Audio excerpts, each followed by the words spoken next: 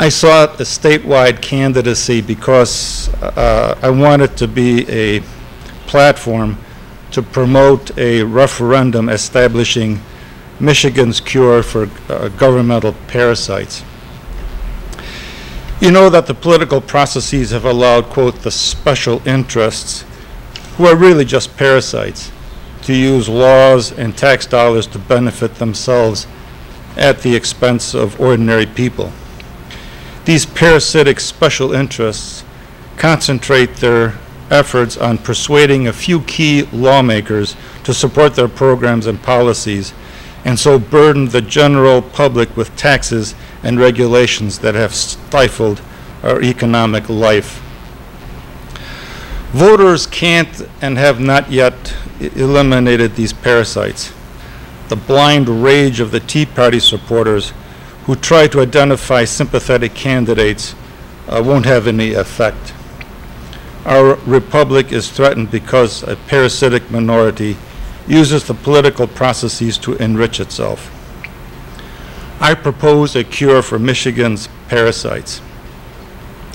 Private companies can be used to rid us of the parasitic special interests if they become parasites that in turn feed on governmental parasites and thus weaken them and eventually kill them.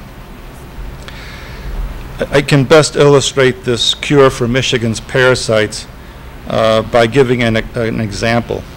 The Mackinac Center, which is actually a fairly classical libertarian organization, has advocated saving around $150 million a year by eliminating the prevailing wage laws in the state's construction projects.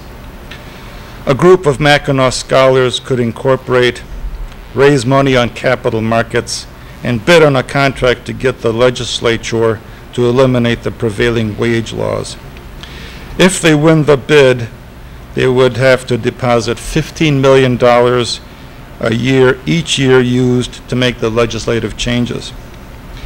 If the company succeeds, they would get all of their deposit money back, plus $15 million for 5 more years. Now, the construction workers union stands to lose a lot of money, and they could bid on the contract so as to block it so the laws would never be changed. They could sit on the contract and not really do anything about it. But the union would also have to come up with $15 million a year every year that they're blocking the contract.